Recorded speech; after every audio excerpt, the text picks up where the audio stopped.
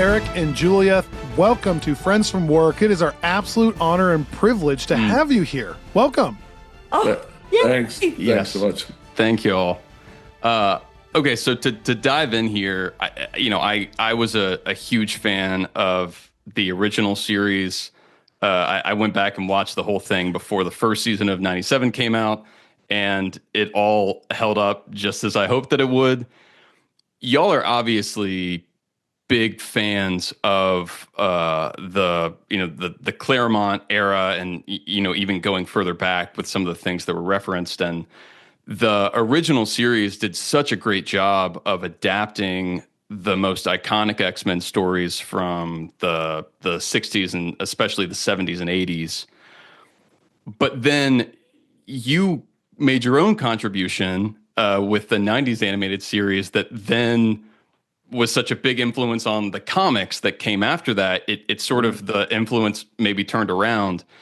So I'm curious what it was like now kind of coming back to this team, to the X-Men, and what your relationship was like in that, 2-decade period between. Back in the 90s, when the first X-Men animated series came out and we were doing our jobs, heads down, getting it written and getting it story edited and put out, we got copies of the Nielsen ratings. We knew the show was doing well, but the internet wasn't really a thing yet. There was no instant interaction. So we were just doing our darndest to do the best work we could do. And hoping it would all work. Yeah. And you never know if the magic's going to happen in a show. As we worked on 50 different shows literally in our career, and this is the one where all the magic came together. But to your question about all the new X-Men shows in between, we really looked at it the first 13. show as Mark and I, who were like the main people on the writing side, we really didn't know the books before we started the show. And so we didn't have an agenda. Oh, wow. There were a number of writers that really knew the books. And all the artists knew the books. But we just came to it from like heroic storytelling. So we just thought, well, what's the most intense, dramatic stuff that you can do in 22 minutes for a kid's show on animation on Saturday morning that's true to the origin material. And so we didn't have like 30 different characters we're dying to put into the episodes. We just thought, well, okay, if we came up with a story about Nightcrawler, it just needed to be intensely about him, and let's just do all we can. If it's Rogue, what's the most intense thing we could do with her? Well, maybe she's considering giving up her power because she's just so lonely, and just build a story around that. And then pull stuff like from reference books, from the books, to flesh it out. And so we just were looking at the characters and saying, how can we make the most dramatic story for her or for him? And that's why there's enough different and original stories in that aren't like a direct adaptation like Days of Future Past or the Phoenix stories, which we're trying to adapt those, although we had to do those a bit differently because we had different characters.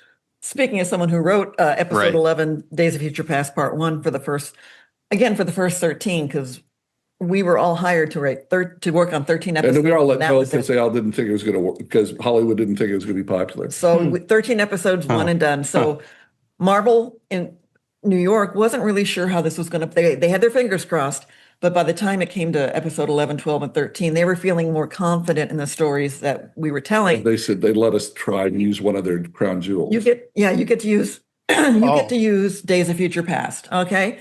But you had to earn it. Yeah, exactly. But you can't use Kitty Pryde because now it's Jubilee, and you can't do this. Right. And you can't have someone going. You can't have a brain thing going back in time. You have to. And we didn't think it for TV. The spirit of somebody going back would work very well. So we wanted to have a real person. So we added Bishop, and there are half a dozen just basic things that we did to fit our cast and to fit it being television. And we've spoken to Claremont since then. He got it. He understood why. Very generous. Very generous. Those are the kind of challenges. And like with the Phoenix stories, if you notice, one of the things Chris Claremont does, he has like 6 different stories going in his books, and one of them ends here, and one of them ends here, and that was great for the people reading it. But to try to tell a simpler, more streamlined story on a TV show was paring away all the stuff that wasn't like Scott and Jean focused. We tried to make well, Jean's going through this, so these are going to be big Scott stories because he's the one that it affects most. Obviously, he and Wolverine are the ones that it affects most. So those are the kind of decisions we'd make. Well, there. If you look back at the I don't know how many, we had 9 episodes for the Phoenix. There are probably 30 comics. Probably 2/3 of the comics are the secondary stories were pared away so that we could get to the heart of what was going on with Jean.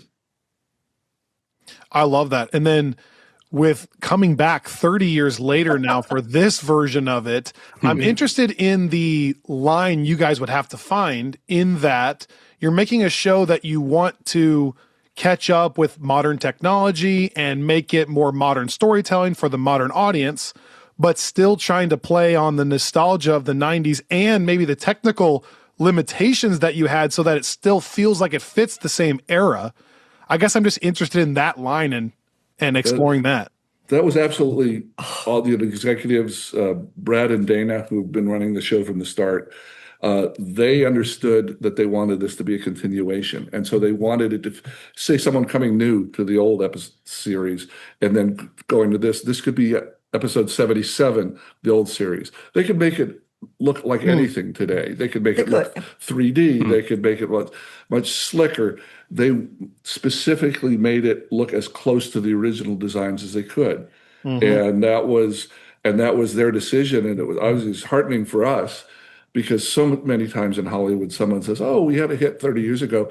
Let's redo it and have a spinoff or have a new, a new way of thinking about it." And the fans of the old one just are wondered, what in the world are you doing? Why? These people all wanted to continue our old show, which again is like a gift to us. You want to hold up the old book? Oh. Yeah. The new book, the new book. So anyway, as we understand it, Here we go. This was kind of the artist. This was part of the artist template for them. We wrote this for Marvel. Came out in 2000. That's cool. 20. What happened was Came out COVID year. This book, Eric crafted an oral history book of the show that was just us putting it was together. just us. It was when Marvel didn't even have the rights to the show back together. They hadn't bought, Disney hadn't bought Fox yet. So they couldn't be a Marvel production of a book. We just did it on our own. And then when they got the rights together, they said, "We liked your book, but it doesn't have any of our art in it. So let's do a book with it has all the designs of every character, even the secondary. The official art. Man. Yeah. So this was kind of like a blueprint, a template for them. But we didn't know that. To do a 2024 version massage of exactly those designs. We were able to find them, fortunately. Luckily, some of the artists kept their work. And we had the scripts and storyboards above our garage. It was like a little treasure hunt coming up with material for that book, but we didn't know where Marvel was going with the book. Yeah. We were lucky and happy to participate in the making of that book. Yeah. And they had told us then that they were going to do a new series. Then we started hearing in the breeze that something might be bubbling. Might be bubbling. Because fans always ask us that at cons. Is there going to be is there going to be another series? And we said, well, it's certainly not up to us. and we'd love to be part of it, but that isn't the way it usually works in Hollywood. So cross our fingers. We hope there will be one. Yeah. Yeah. Okay. And here we are. Here we are.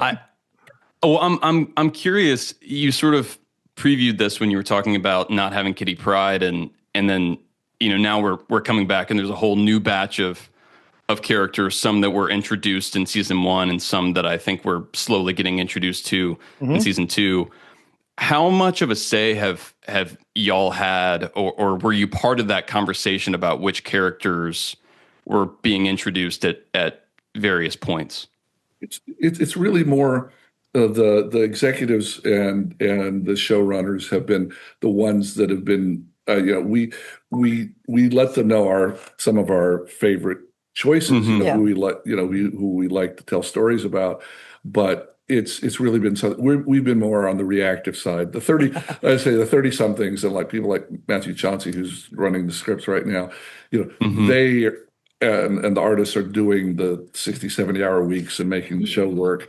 And we're looking over the shoulders and saying, "Yeah, that looks good," or "I've got a question." Right. And that's our gentle participation. And so we're trying not to to push an agenda, because we kind of feel like we got to tell our 76 stories, and that when we were in our 30s, so the guys in their 30s now and women in their 30s now, we want to let them tell their stories.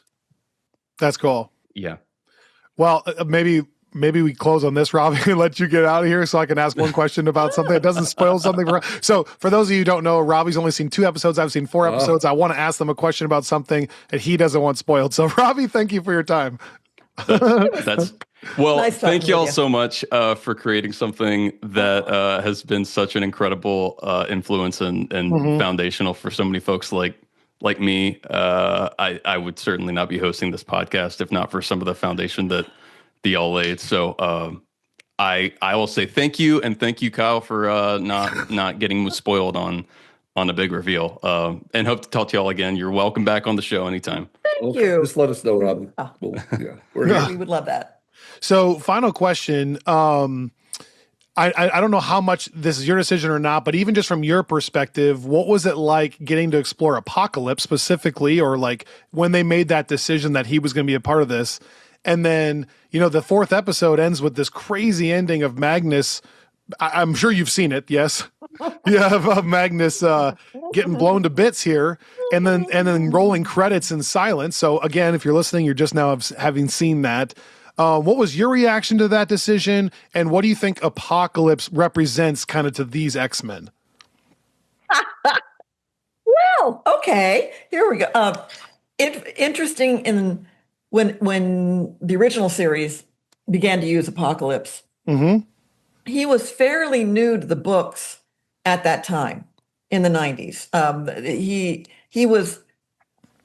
He was Apocalypse, but there wasn't a lot of backstory information on him at that time. And so over time, in the 30 years, you had 30 years of books to work with. Folks on 97 now have 60 years of books to work with. X-Men Apocalypse has become this character with more backstory that we're able to explore now. And we love origin stories. Oh my gosh! And he's so big. I absolutely, we've had this discussion. I think he works so much better in animation, where the scale of him can be maintained, and where he's just so much larger than life. And meeting him back when his character was forming, thousands of years ago, right, is just a real gift. I mean, it's I love finding out that the depth of people's background, and I think people will be surprised that he's not just this evil presence. He grew into this. Yes. And so that's it. It was a real gift to us to do that. And end of season, you talk about episode 4. Think about episode 5, the season before. Fans remember it. Remember it. So I think you're going to see some reaction here. Yeah, I was so moved, and like you said, I just want to reiterate, it's been so cool as a fan to see this, that they're taking on Apocalypse in the future and the past at the same time, and you have Magneto, who kind of believes that he can be turned around, and the chance to mess. It's totally my genre. The chance to mess with this idea of time travel, what happened, or are we influencing, are we making this happen? Are we part of his origin story? And so I guess I'll just say props to you and the whole team, because I'm so in. I thought the first 4 episodes were unbelievable. I loved the first season of 97, and I thought this surpassed it, 100% for me. So I want to say thank you, as like Robbie did. It's been so cool so far already, and I can't wait to see where it goes. Kyle, thank you so much for that. It means the world to us. Yeah. And again, and I think you're going to like the last 5 at least as much. That's what I want to hear. Well, thank you so much. Like Robbie said, your contribution to fans like us, immeasurable. So we really appreciate you guys. Thank you for taking time today too, and good luck to you with the rest of your interviews and stuff today. Thank you. Appreciate it, Kyle.